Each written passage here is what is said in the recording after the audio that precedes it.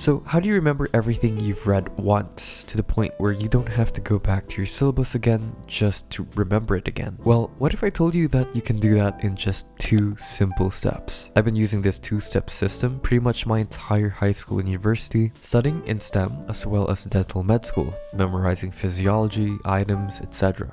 And it's this exact system that got me an average of 98% in my high school. Honestly, there is no need to overcomplicate anything, just follow these 2 steps religiously and you'll be able to remember everything you've read.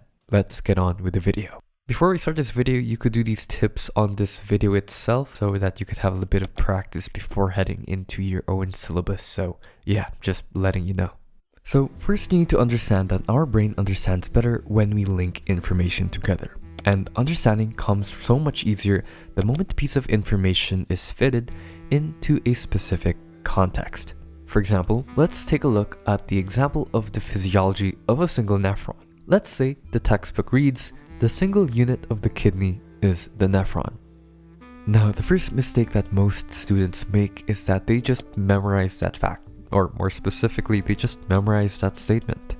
And that's also a big problem when it comes to flashcard users. They just end up memorizing the flashcard itself without really memorizing or understanding the concept around it. So in their heads, they just imagine, oh, okay, I'm just going to memorize the fact that the nephron is the single unit of a kidney. Without really understanding why that is, they just end up memorizing the sentence itself. They don't really ask what this nephron thing fits in the bigger picture. Because the issue of memorizing the fact before depth is the fact that you end up finding yourself having to reread the passage a lot of the times just to understand the context or the depth of the fact. But if you understand the depth of the fact before memorizing the fact itself, you will end up forgetting the particulars, but you will still remember the whole context of that specific fact. For example, in this case, if you purely memorize the fact that the nephron is the unit of the kidney, then later on you might remember the term nephron, but not what it really means. And you might have to end up reviewing the information again later on.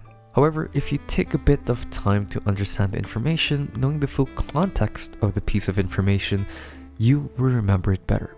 For example, in this case, if you tell yourself, okay, this entire structure filters out blood, and this is considered one complete filtration loop, hence why it's called the unit of the kidney. And there are many structures like this in the kidney. Just putting it in that way makes you understand the fact in a much deeper depth, and in return, it makes you remember the fact more effectively. Alright, so the next thing we need to know before the 2-step method is that you need to stop passive reading. And this is a very common advice, but a lot of people still do it, and I'm here to put an end to it. You need to stop passive reading, and the problem is you might be doing it subconsciously even without realizing it. The problem with passive reading is that it's very, very easy to do. It doesn't take much of your brain power to passive read, hence why whenever you do it, it almost feels intuitive. The problem is, effective studying is actually very uncomfortable. Effective studying means retrieving information from your brain, understanding information in your own words, and more. The problem with passive reading, however, is that you're not actively using your brain. You're just passively putting words into your brain, and this is just a friendly reminder that when you're reading, just don't passively read the text. A good way for me to know that when I'm passive reading is when I notice that I'm not having a hard time understanding the passage. Unless you're, of course, familiar with the passage already, if there isn't really much friction between you learning the information and your brain, then probably something's wrong. Now, speaking of effective learning, this part of the video is sponsored by Brilliant.org.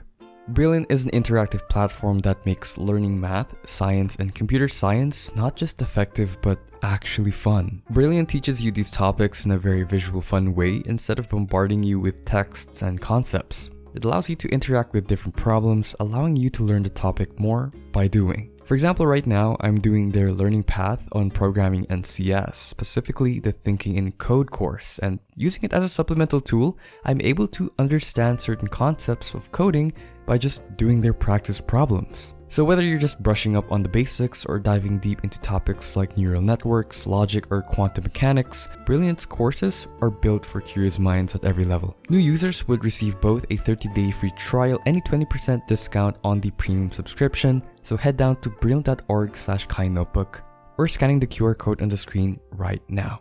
Anyway, back to the video.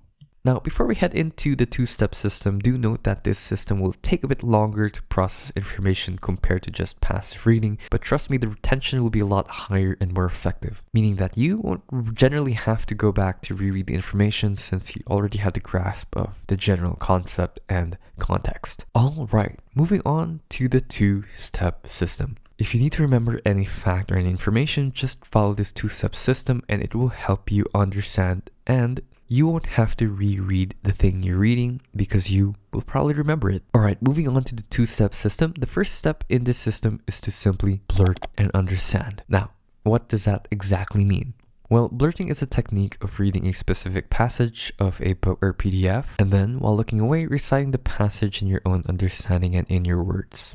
This technique essentially does two things: active recall and Feynman's technique. Active recall in a sense that when you're looking away, you're trying to retrieve the information you just read from your head. Not only does this retrieval practice solidify your memory of that information, but it also somehow forces you to state the information in your own words, aka the Feynman's technique.